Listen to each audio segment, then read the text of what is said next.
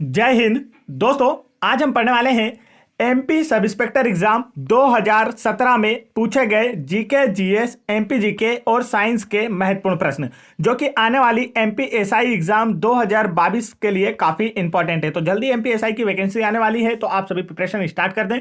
तो आज हम देखने वाले हैं प्रीवियस ईयर पेपर। तो चलिए स्टार्ट करते हैं। आज का फर्स्ट क्वेश्चन देखते हैं। तो आज का फर्स्ट क्वेश्चन है, बैतूल जिला कौन सी नदी का स्रोत है? यह क्वेश्चन पूछा गया था।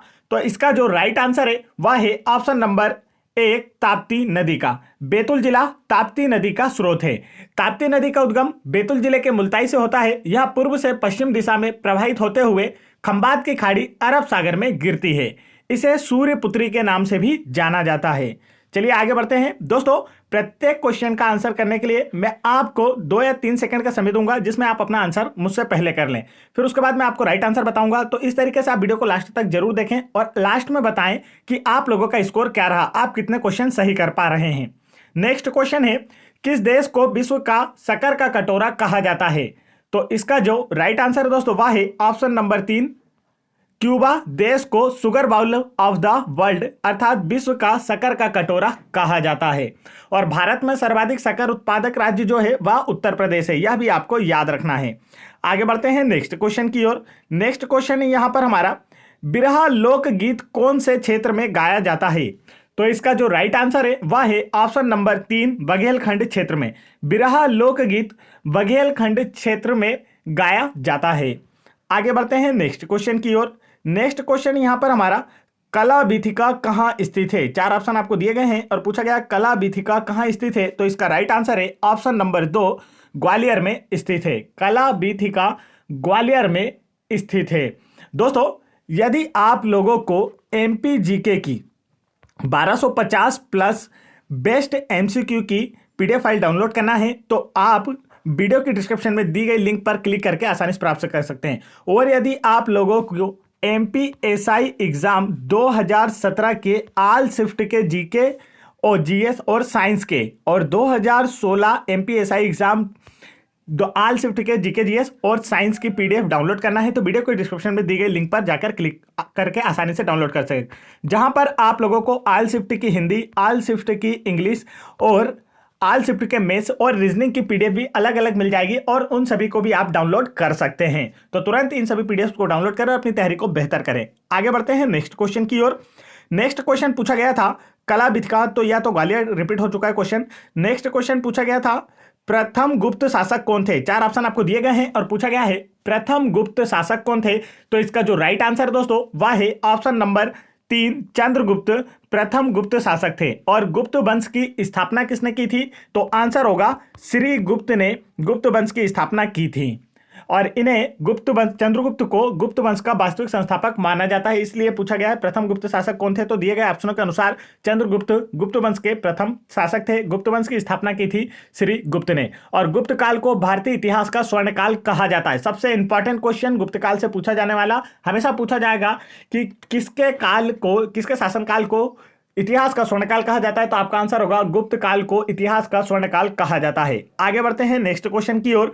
नेक्स्ट क्वेश्चन पूछा गया था, डिंडोरी को अलग जिला कब घोषित किया गया था? तो इसका जो राइट आंसर है वह है ऑप्शन नंबर 4, वर्ष 1998 में डिंडोरी को अलग जिला घोषित किया गया था। और वर्तमान मध्य प्रदेश में 52 जिले हैं और जो नवीनतम जिला है वह निवाड़ी है और वह क्षेत्रफल की दृष्टि से हमारे एमपी का सबसे छोटा जिला है। आगे बढ़ते हैं नेक्स्ट क्वेश्चन की ओर। नेक्स्ट क्वेश्चन यहां पर हमारा, ईस्ट इंडिया कंपनी और नवाब नजर मोहम्मद के बीच एंग्लो भोपाल संधि पर हस्ताक्षर कब किए गए थे? तो इसका जो राइट आंसर है दोस्तों वह है ऑप्शन नंबर 1, वर्ष 1818 में ईस्ट इंडिया कंपनी और नवाब नजर मोहम्मद के बीच एंग्लो भोपाल संधि पर 1818 में हस्ताक्षर किए गए थे। भोपाल रियासत की स्थापना की थी दोस्त मोहम्मद खान ने और भोपाल रियासत के प्रथम नवाब थे यार मोहम्मद खान। दोनों ही आपको याद रखना है। पहला कौन है, रियासत की स्थापना किसने की भोपाल रियासत की? तो दोस्त मोहम्मद खान ने। और भोपाल रियासत का प्रथम नवाब कौन था? तो यार मोहम्मद खान। तो दोनों ही पर्यायवाची हैं, दोस्त का पर्यायवाची यार। तो देखिए, पहले रियासत की स्थापना कर दी दोस्त मोहम्मद खान और फिर इसका प्रथम नवाब कौन बना? यार मोहम्मद खान। तो काफी आसान है, आपको याद हो जाएगा। नेक्स्ट क्वेश्चन यहां पर पूछा गया था वियतनाम की राजधानी क्या है। तो 2017 की एसआई की जितनी भी शिफ्ट हुई थी उन सभी में हर देश की राजधानी पूछी गई थी, किसी ना किसी देश की राजधानी पूछी गई थी। तो वियतनाम की राजधानी क्या है यहां पूछा गया है। इसका राइट आंसर है ऑप्शन नंबर 3 हनोई। वियतनाम की राजधानी है हनोई। आगे बढ़ते हैं नेक्स्ट क्वेश्चन की ओर। नेक्स्ट क्वेश्चन पूछा गया था टीकमगढ़ का स्वर्णकार स्वयं के कौन से शहर की उत्पत्ति के बारे में बताते हैं। तो इसका जो राइट आंसर है वह है ऑप्शन नंबर 3 अयोध्या शहर की उत्पत्ति के बारे में बताते हैं। और राम जन्मभूमि अयोध्या वर्तमान उत्तर प्रदेश राज्य में स्थित है। आगे बढ़ते हैं नेक्स्ट क्वेश्चन पूछा गया था राज्यों के महाधिवक्ता को किसके द्वारा नियुक्त किया जाता है। तो इसका जो राइट आंसर है वह है ऑप्शन नंबर 2 राज्य के राज्यपाल के द्वारा। राज्यों के महाधिवक्ता को उसी राज्य के राज्यपाल के द्वारा नियुक्त किया जाता है। महाधिवक्ता किसी राज्य का सर्वोच्च विधिक अधिकारी होता है। मध्य प्रदेश के वर्तमान महाधिवक्ता पुरुषेंद्र कौरव हैं। आगे बढ़ते हैं नेक्स्ट क्वेश्चन की ओर। नेक्स्ट क्वेश्चन पूछा गया था शाहजहां बेगम भोपाल के कौन से नंबर की शासक थीं। तो यह क्वेश्चन कांस्टेबल एग्जाम 2022 में पूछा गया था। तो इसका जो राइट आंसर है दोस्तों वह है ऑप्शन नंबर 3 8वें नंबर की। शाहजहां बेगम जो है यह भोपाल के 8वें नंबर की शासक थी। और यदि आपसे पूछा जाए कि यह किस नंबर की महिला शासक थी तो आंसर होगा तीसरे नंबर की महिला शासक थी। तीसरी महिला शासक थी भोपाल रियासत की। तो दोनों ही कैटेगरी में आपको इनका याद रखना है। यदि पूछा जाए कि यह किस नंबर की शासक थी भोपाल रियासत की तो आंसर आएगा 8वें नंबर की शासक थी भोपाल रियासत की। और पूछा जाए कि किस नंबर की महिला शासक थी तो आंसर होगा तीसरे नंबर की महिला शासक थी। तो दोनों ही तरीके से आपको याद रखना है।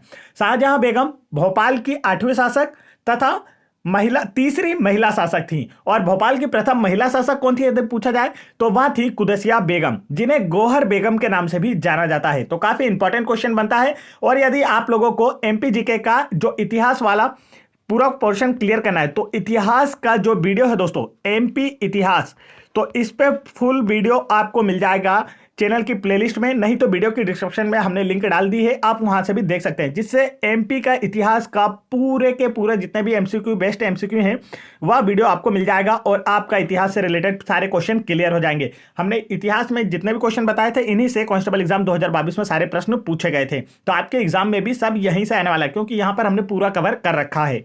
आगे बढ़ते हैं नेक्स्ट क्वेश्चन की ओर। तो तुरंत इस वीडियो को देख लें ताकि आपका इतिहास वाला पोर्शन जो है एमपी इतिहास का एमपी हिस्ट्री पूरी कंप्लीट हो जाए। नेक्स्ट क्वेश्चन शाहजहां बेगम भोपाल के, तो यह क्वेश्चन रिपीट हो चुका है। आगे बढ़ते हैं नेक्स्ट क्वेश्चन की ओर। नेक्स्ट क्वेश्चन है मध्य प्रदेश राज्य को कितने प्राकृतिक क्षेत्रों में विभाजित किया गया है। तो इसका जो राइट आंसर है दोस्तों वह है ऑप्शन नंबर 2 9। मध्य प्रदेश राज्य को 9 प्राकृतिक क्षेत्रों में विभाजित किया गया है। तो इसे आप जो प्राकृतिक क्षेत्रों से रिलेटेड वीडियो है उसमें जाकर देख सकते हैं, पूरा हमने वहां पर क्लियर किया है। नेक्स्ट क्वेश्चन मध्य प्रदेश कितने राज्यों के साथ सीमा साझा करता है। तो इसका जो राइट आंसर दोस्तों वह है ऑप्शन नंबर 4 5 राज्यों के साथ। मध्य प्रदेश राज्य 5 राज्यों के साथ अपनी सीमा साझा करता है और मध्य प्रदेश की सर्वाधिक सीमा उत्तर प्रदेश राज्य के साथ लगती है, यह भी आपको याद रखना है। और सबसे कम सीमा गुजरात राज्य के साथ लगती है। नेक्स्ट क्वेश्चन पूछा गया है निम्न में से कौन सी मृदा मध्य प्रदेश में नहीं मिलती है। 4 ऑप्शन आपको दिए गए हैं और पूछा गया है कौन सी मृदा मध्य प्रदेश में नहीं मिलती है। तो इसका जो राइट आंसर है वह है ऑप्शन नंबर 1 शुष्क मृदा जो है यह मध्य प्रदेश में नहीं मिलती है। शुष्क मृदा रेगिस्तानी क्षेत्रों में पाई जाती है। आगे बढ़ते हैं नेक्स्ट क्वेश्चन की ओर। नेक्स्ट क्वेश्चन यहां पर पूछा गया है निम्नलिखित में से मध्य प्रदेश के राष्ट्रीयकृत वन में किसका उत्पाद किया जाता है। तो इसका राइट आंसर है ऑप्शन नंबर 2 साल के बीज का। मध्य प्रदेश के राष्ट्रीयकृत वनों में साल के बीज और तेंदुपत्ता दोनों का उत्पादन किया जाता है। आंसर होगा इसका ऑप्शन नंबर 2 साल के बीज और तेंदुपत्ता दोनों का ही उत्पादन किया जाता है। तेंदुपत्ता उत्पादन में मध्य प्रदेश का सबसे अग्रणी जिला सागर है और तेंदुपत्ता उत्पादन में पूरे भारत में सबसे अग्रणी राज्य मध्य प्रदेश है। तो दोनों ही तरीके से आपको याद रखना है। भारत में सर्वाधिक तेंदुपत्ता उत्पादन करने वाला राज्य मध्य प्रदेश और मध्य प्रदेश में सर्वाधिक तेंदुपत्ता उत्पादन करने वाला जिला सागर जिला। चलिए आगे बढ़ते हैं नेक्स्ट क्वेश्चन की ओर।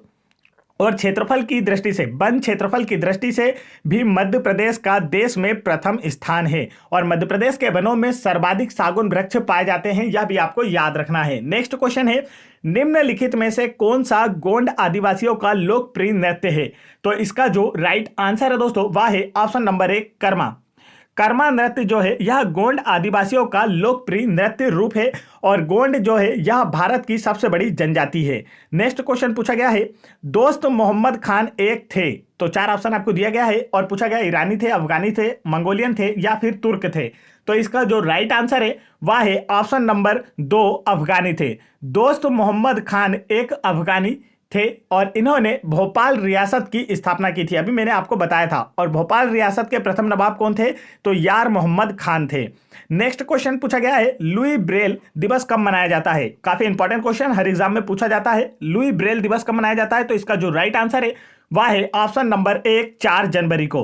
प्रत्येक वर्ष 4 जनवरी को लुई ब्रेल दिवस के रूप में बनाया जाता है। नेत्रहीनों के पढ़ने के लिए इस पद्धति की खोज लुई ब्रेल के द्वारा की गई थी, इसलिए 4 जनवरी को प्रत्येक वर्ष लुई ब्रेल दिवस बनाया जाता है। आगे बढ़ते हैं नेक्स्ट क्वेश्चन की ओर। नेक्स्ट क्वेश्चन पूछा गया है, मध्य प्रदेश की मृणाल पांडे कौन से व्यवसाय से संबंधित है? 4 ऑप्शन आपको दिए गए हैं और इसका जो राइट आंसर है दोस्तों वह है ऑप्शन नंबर 2, पत्रकारिता से। मध्य प्रदेश की मृणाल पांडे पत्रकारिता से संबंधित हैं। आगे बढ़ते हैं नेक्स्ट क्वेश्चन यहां पर पूछा गया था, चंदू सरबटे का जन्म कहां हुआ था? 4 ऑप्शन आपको दिए गए हैं और पूछा गया था चंदू सरबटे का जन्म कहां हुआ था? तो इसका जो राइट आंसर है वह है ऑप्शन नंबर 1, सागर में।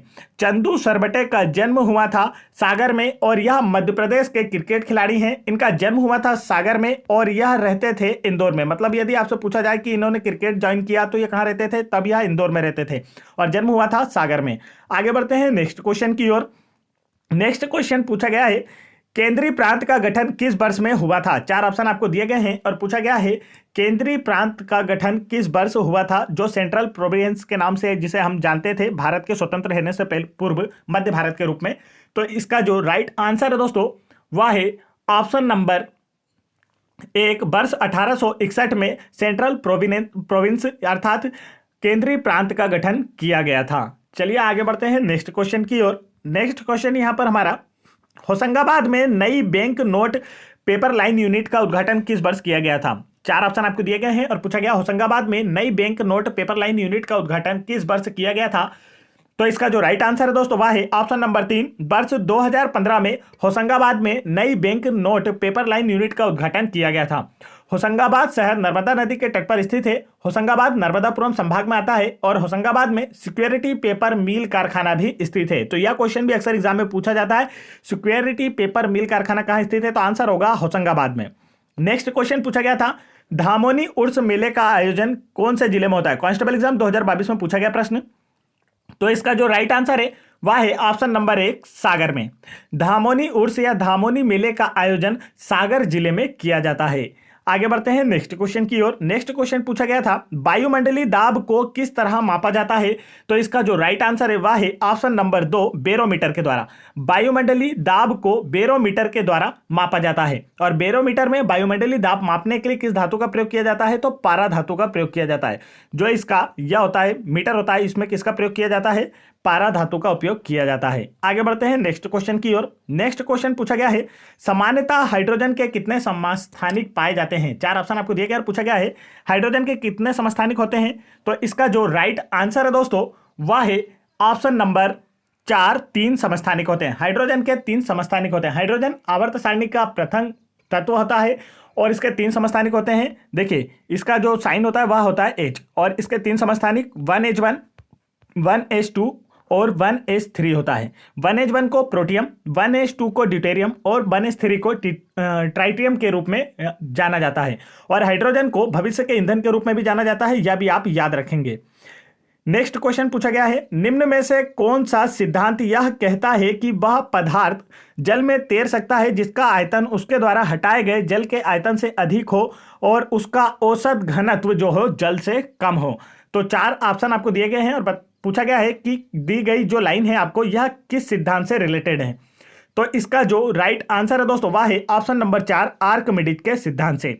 आर्किमिडीज के सिद्धांत के अनुसार कोई भी पदार्थ जो जल में तैरता है तो वह उसके आयतन द्वारा हटाए गए जल के आयतन से अधिक होता है, उसका जो आयतन होता है, और उसका औसत घनत्व जल से कम होता है। तो वह आर्किमिडीज के सिद्धांत के अनुसार कोई भी वस्तु जल में तैर सकती है और आर्किमिडीज के इस सिद्धांत को कहा जाता है उत्प्लावन बल का नियम। क्या कहा जाता है? उत्प्लावन बल के अनुसार कोई भी वस्तु पानी में तैर सकती है। और यह उत्प्लावन बल कहां से आता है? तो आर्किमिडीज के सिद्धांत से आता है। आगे बढ़ते हैं नेक्स्ट क्वेश्चन की ओर। नेक्स्ट क्वेश्चन पूछा गया है, गैसोलीन किस पदार्थ का दूसरा नाम भी है? चार ऑप्शन आपको दिए गए और पूछा गया इनमें से किसे गैसोलीन के नाम से भी जाना जाता है? तो इसका जो राइट आंसर है दोस्तों वह है ऑप्शन नंबर 3, पेट्रोल को गैसोलीन के नाम से भी जाना जाता है। और पेट्रोल की शुद्धता की जो जांच है वह ऑक्टेन संख्या के आधार पर की जाती है। इसे भी आपको याद रखना है, एग्जाम में पूछा जाने वाला प्रश्न है। नेक्स्ट क्वेश्चन यहां पर पूछा गया है, विटामिन सी है, चार ऑप्शन आपको दिए गए और पूछा गया इनमें से विटामिन सी का जो रासायनिक नाम है वह क्या है? तो इसका जो राइट आंसर है वह है ऑप्शन नंबर 3, एस्कॉर्बिक अम्ल। विटामिन सी का रासायनिक नाम होता है एस्कॉर्बिक अम्ल और विटामिन सी की कमी से होने वाला रोग होता है स्कर्वी। विटामिन सी का प्रचुर स्रोत होता है आंवला। आगे बढ़ते हैं नेक्स्ट क्वेश्चन की ओर। नेक्स्ट क्वेश्चन पूछा गया है, मुख व खुर बीमारी किसको होती है? चार ऑप्शन आपको दिए गए हैं और इसका जो राइट आंसर है दोस्तों वह है ऑप्शन नंबर 3, उपरोक्त सभी को। मुख व खुर जो बीमारी होती है यह ज्यादातर जानवरों में होती है, जैसे चोपियो सुअर, चोपियो भेड़ और चोपियो, इन सभी को होने वाली बीमारी है ये। आगे बढ़ते हैं नेक्स्ट क्वेश्चन की ओर। नेक्स्ट क्वेश्चन पूछा गया है, मलेरिया को किस औषधि से उपचारित किया जा सकता है? चार ऑप्शन आपको दिए गए हैं और पूछा गया मलेरिया के उपचार में किस औषधि का उपयोग किया जाता है?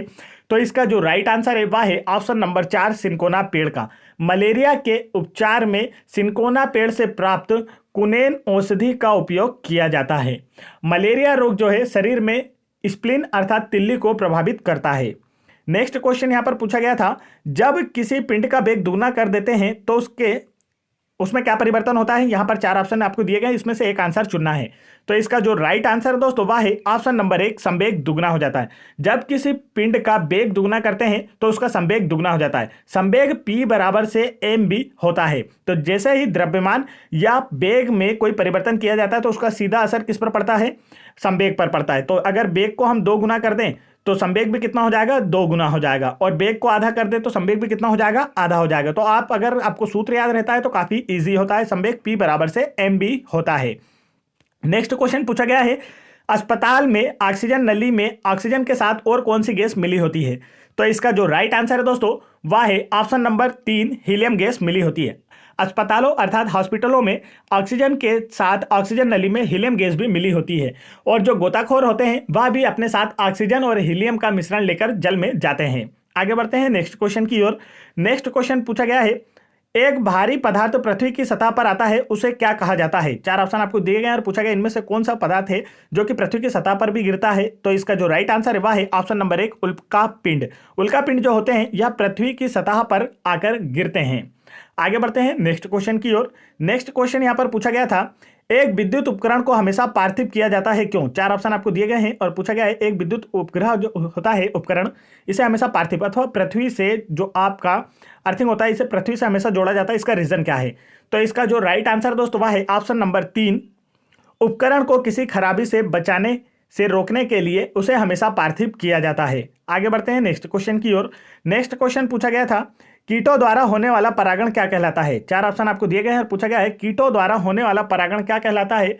तो इसका राइट आंसर है ऑप्शन नंबर 1, एंटोमोफिली कहलाता है। कीटों तथा हवा द्वारा होने वाले परागण को पर परागण कहा जाता है। इंग्लिश में इसे एंटीमोफिली कहा जाता है, एंटोमोफिली। नेक्स्ट क्वेश्चन की ओर बढ़ते हैं। नेक्स्ट क्वेश्चन पूछा गया था, सौर ऊर्जा को एटीपी में बदला जाता है किस कोशिकांग में? तो इसका जो राइट आंसर है दोस्तों वह है ऑप्शन नंबर 1, हरित लवक में। सौर ऊर्जा को एटीपी में हरित लवक में बदला जाता है। हरित लवक अर्थात क्लोरोप्लास्ट या जो होते हैं प्रकाश संश्लेषण विधि में सहायक होते हैं और कहां पाए जाते हैं? पत्तियों में पाए जाते हैं। नेक्स्ट क्वेश्चन पूछा गया था, किसी नाभिकीय संयंत्र में मंदक का क्या कार्य होता है? चार ऑप्शन आपको यहां पर दिए गए हैं और पूछा गया है नाभिकीय संयंत्र में जो मंदक होते हैं उनका कार्य क्या होता है? तो इसका जो राइट आंसर है दोस्तों वह है ऑप्शन नंबर 4, यहां पर दिया गया है आपको, यह द्वितीयक न्यूट्रॉन को धीमा करने में उपयोग होता है। मंदक जो होते हैं नाभिकीय क्रियाओं को नियंत्रित करते हैं और मंदक के रूप में नाभिकीय संयंत्रों में बोरान तथा कैडमियम की छड़ों का उपयोग किया जाता है। तो यह क्वेश्चन भी पूछा जाता है, इसे भी आप याद रखेंगे कि किन छड़ों का उपयोग किया जाता है मंदक के रूप में? तो बोरान तथा कैडमियम की छड़ों का। नेक्स्ट क्वेश्चन पूछा गया है, निम्न में से कौन सा एक अर्धचालक है? चार ऑप्शन आपको दिए गए हैं और इसका जो राइट आंसर होगा वह है ऑप्शन नंबर 2, सिलिकॉन। सिलिकॉन जो है यह एक अर्धचालक का उदाहरण है। सिलिकॉन का उपयोग जो है सोलर पैनल इत्यादि में किया जाता है। आगे बढ़ते हैं नेक्स्ट क्वेश्चन की ओर। नेक्स्ट क्वेश्चन पूछा गया है, वो लोग जो मक्के को मुख्य अनाज के रूप में लेते हैं उन्हें कौन से रोग की समस्या हो सकती है? तो इसका जो राइट आंसर है वह है ऑप्शन नंबर 4, बेरी रोग। जो लोग मक्के को मुख्य अनाज के रूप में लेते हैं उन्हें बेरी रोग की समस्या हो सकती है। बेरी रोग जो होता है यह विटामिन बी की कमी से होने वाला रोग है। नेक्स्ट क्वेश्चन पूछा गया था, पेट्रोलियम किस प्रकार की सेलों में पाया जाता है? तो इसका जो राइट आंसर है वह है ऑप्शन नंबर 3, अवसादी सेलों में। पेट्रोलियम जो है यह अवसादी सेलों में पाया जाता है। पेट्रोलियम अनवीकरणीय ईंधन का उदाहरण है। नेक्स्ट क्वेश्चन पूछा गया था, अत्यधिक कम तापमान के सिद्धांत को अध्ययन करना क्या कहलाता है? तो इसका जो राइट आंसर है दोस्तों वह है ऑप्शन नंबर 2, क्रायोजेनिक्स कहलाता है। अत्यधिक कम तापमान के सिद्धांत को अध्ययन करना क्रायोजेनिक्स कहलाता है। क्रायोजेनिक इंजन का उपयोग भारी उपग्रहों को अंतरिक्ष में ले जाने वाले रॉकेटों में किया जाता है। नेक्स्ट क्वेश्चन पूछा गया था, टेगा किसे प्रदर्शित करता है? 4 ऑप्शन आपको दिए गए हैं। पूछा गया है जो टेगा शब्द है यह दिए गए ऑप्शनों में से किसे प्रदर्शित करता है? तो इसका राइट आंसर है ऑप्शन नंबर 4, शंकुधारी वनों को। टेगा शब्द जो है यह शंकुधारी वनों को प्रदर्शित करता है। यह वन टुंडा प्रदेश के दक्षिणी भाग में पाए जाते हैं। आगे बढ़ते हैं नेक्स्ट क्वेश्चन की ओर। नेक्स्ट क्वेश्चन यहां पर पूछा गया है, ए बी रक्त समूह वाले व्यक्ति को जो ग्राही है कहा जाता है, इसका रीजन क्या है? तो 4 ऑप्शन आपको दिए गए हैं और पूछा गया है ए बी रक्त समूह वाले व्यक्ति को सर्वग्राही क्यों कहा जाता है? तो इसका जो राइट आंसर है दोस्तों वह है ऑप्शन नंबर 1, क्योंकि इसमें एंटीबॉडीज अनुपस्थित होते हैं, इसलिए ए बी रक्त समूह वाले व्यक्ति को सर्वग्राही कहा जाता है। और सर्वदाता रक्त समूह किसे कहा जाता है? तो ओ नेगेटिव को। इसे भी आपको याद रखना है। आगे बढ़ते हैं नेक्स्ट क्वेश्चन की ओर। नेक्स्ट क्वेश्चन पूछा गया है, ल्यूकेरिन है एक। 4 ऑप्शन आपको दिए गए हैं और पूछा गया है ल्यूकेरिन क्या होता है? तो इसका जो राइट आंसर है दोस्तों वह है ऑप्शन नंबर 2, पत्ते फसल। ल्यूकेरिन जो है यह एक पत्ता फसल है। आगे बढ़ते हैं नेक्स्ट क्वेश्चन की ओर। नेक्स्ट क्वेश्चन यहां पर पूछा गया है, इंद्रधनुष का निर्माण खालिस्तान के कारण जल की बूंदों पर प्रकाश पड़ने से होता है। तो इसका राइट आंसर है ऑप्शन नंबर 3, विक्षेपण तथा पूर्ण आंतरिक परावर्तन के कारण। इंद्रधनुष का निर्माण विक्षेपण तथा पूर्ण आंतरिक परावर्तन के कारण जल की बूंदों पर प्रकाश पड़ने से होता है। इंद्रधनुष में कितने रंग होते हैं? तो 7 रंग होते हैं। इंद्रधनुष हमेशा सूर्य की विपरीत दिशा में बनता है। नेक्स्ट क्वेश्चन यहां पर पूछा गया है आपसे, रसायन शास्त्र की वह कौन सी शाखा है जिसमें हम पदार्थ की मात्रा का अध्ययन करते हैं? तो इसका जो राइट आंसर है वह है ऑप्शन नंबर 2, जैव रसायन। रसायन शास्त्र की शाखा है जैव रसायन जिसमें हम पदार्थ की मात्रा का अध्ययन करते हैं। आगे बढ़ते हैं नेक्स्ट क्वेश्चन की ओर। यहाँ पर जो क्वेश्चन था यह था विश्लेषणात्मक रसायन। क्वेश्चन था रसायन शास्त्र की वह कौन सी शाखा है जिसमें हम पदार्थ की मात्रा का अध्ययन करते हैं? तो इसका राइट आंसर है ऑप्शन नंबर 2, विश्लेषणात्मक रसायन में इसका अध्ययन किया जाता है। आगे बढ़ते हैं नेक्स्ट क्वेश्चन की ओर। नेक्स्ट क्वेश्चन यहां पर हमारा, कौन सा यौगिक प्रति मलेरिया औषधि के रूप में उपयोग किया जाता है? तो इसका right answer option number 4, chloroquine जो है यह औषधि है, इसे मलेरिया के उपचार में उपयोग किया जाता है। नेक्स्ट क्वेश्चन यहां पर पूछा गया था, पसीना सर्वाधिक कब आता है? 4 ऑप्शन आपको दिए गए हैं और पूछा गया है सर्वाधिक पसीना कब आता है? तो इसका राइट आंसर है ऑप्शन नंबर 2, तापमान अधिक हो और हवा आर्द्र हो तो जो पसीना होता है यह सर्वाधिक आता है। चलिए आगे बढ़ते हैं। तो दोस्तों आप लोगों को वीडियो कैसा लगा? वीडियो पसंद आया हो तो वीडियो को लाइक करें, और यदि आप लोगों को MPSI एग्जाम 2022 की तैयारी के लिए प्रैक्टिस सेट पेपर लगाना है तो आप चैनल की प्लेलिस्ट में जाकर लगा सकते हैं, जहां पर हमने आप लोगों के लिए 100+ प्रैक्टिस सेट पेपर लाने की योजना बनाई है। तो हम आपको एग्जाम से पहले 100+ प्रैक्टिस सेट पेपर सॉल्व कराएंगे, जिसमें से ही सारे क्वेश्चन आपके MPSI एग्जाम में पूछे जाएंगे। तो अभी आपने चैनल को सब्सक्राइब नहीं किया है तो चैनल को तुरंत सब्सक्राइब कर लें, बेल आइकन के बटन भी जरूर दबा लें ताकि ऐसे इंपॉर्टेंट एजुकेशन वीडियो का नोटिफिकेशन आप तक आसानी से पहुंचते रहें। जय हिंद दोस्तों।